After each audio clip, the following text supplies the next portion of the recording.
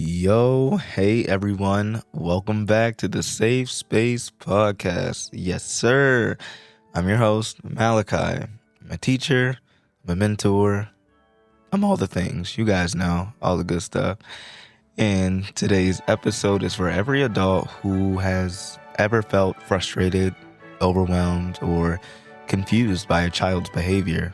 Because, let's be honest, sometimes kids act out in ways that make you want to correct immediately. You want to raise your voice, you want to shut it down, and you want to handle it quickly. And while discipline has its place, and I think one of my first episodes was called How Behavior is Communication. Well, today we're going to get into something a little deeper than that. Today's episode, don't just discipline, develop. What kids are really asking when they act out. Because behavior is not just something to control. It's something to understand, and it's something to build from. So, let's get into it. Segment 1. The difference between discipline and development.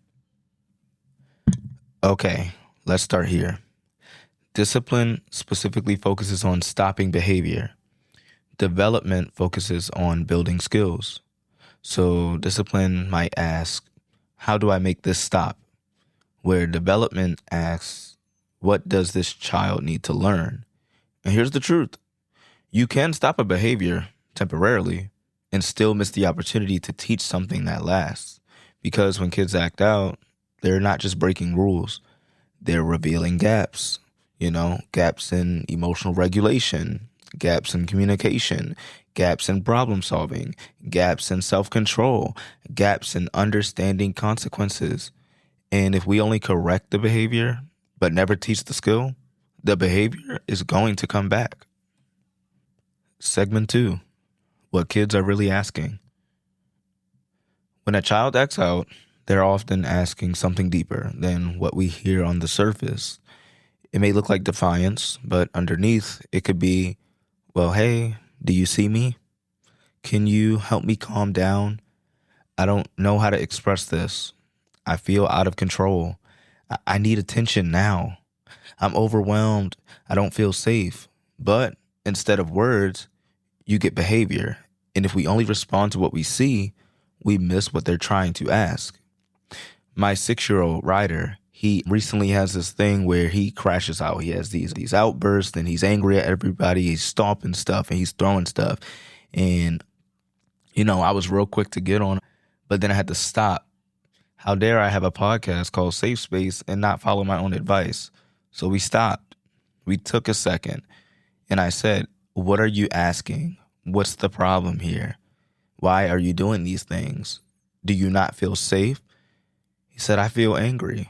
Okay, what can we do to not make you feel angry? Well, I feel angry because I wasn't getting my way. Cool. I understand that, but sometimes, especially at school, you're not going to get your way all the time. This isn't the Ryder show. Sometimes you have to break things down and explain to children what it really is. Ask them what they're feeling, let them express what they're feeling, and then find a solution for next time. So like I told Ryder, what's something we can do next time? He says, when I don't feel safe, we can tell a teacher, or when I'm angry, we can tell a teacher. There you go. That's breaking them down. That's figuring out the behavior. That's allowing them to feel safe enough to use words instead of the behavior. Segment 3, why discipline alone falls short. Now, let me be clear here. Discipline is not bad. Boundaries matter. Structure matters. Accountability matters. But discipline without development creates cycles. A child gets corrected. They feel the consequence, but they don't gain the skill. So the next time they're in that same situation, what are they going to do? They're going to respond the same way, and the cycle is going to repeat. That's why some kids seem to never learn, quote unquote. It's not because they don't necessarily care, but it's because they haven't been taught how. Segment 4, the shift from control to coaching. All right, here's the shift. Move from controlling behavior to coaching growth. So instead of asking, why did you do that? Ask, what were you feeling in that moment? Instead of, stop acting like that. Why don't you try? Let's figure out a better way to handle that feeling. Instead of just consequences, let's add conversation, because correction tells a child what not to do, but coaching teaches them what to do. Let's coach them on what they should be doing and how they could be different next time.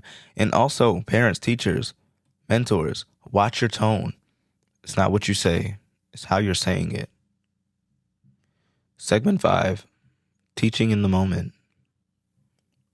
Some of the most powerful teaching happens in real time, not just after the behavior, but during the process.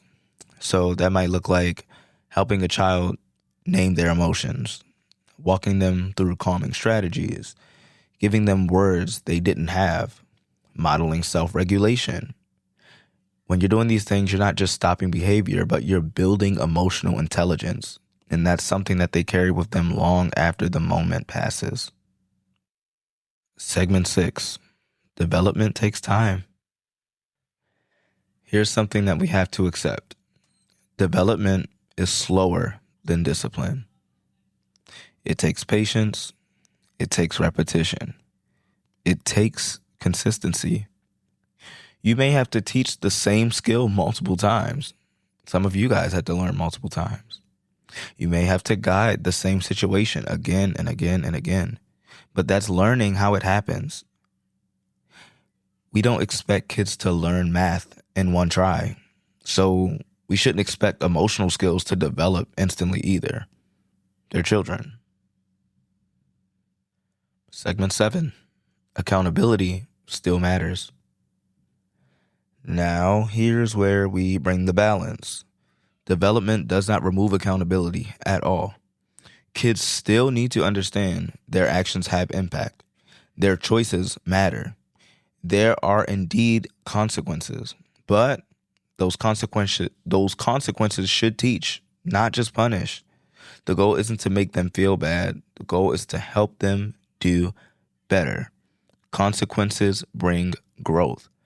Punishment shows that punishment says, I'm more powerful than you. And we don't want them to feel powerless over situations, or we don't want them to feel like, well, because this adult figure has more power than me, I'm not able to share, so I can't grow here, you know? Segment 8, what kids become through development. When we focus on development, kids begin to grow in ways discipline alone can't produce. They learn how to regulate emotions. They learn how to communicate clearly. They learn how to solve problems. They learn how to take responsibility. And they learn how to reflect on their choices. They don't just behave better. They become more aware, more confident, more capable. So here's what I want you to take with you today. The next time a child acts out, pause. And I want you to ask yourself, is this a moment to control or a moment to teach? Because every behavior carries an opportunity, not just to correct the child, but to develop them. And when we choose development over quick discipline, we don't just change behavior, we change outcomes. Thank you guys for listening to this episode of the Safe Space Podcast. If this episode helped you shift your perspective, share it with another educator, another mentor, caregiver, minister, whoever, someone who is committed to growing kids and not just managing them. So I'll see you next time. Stay patient, stay intentional, and continue to build safe spaces. Oh, and remember, every child is a seed. It just takes someone willing to water them. Peace.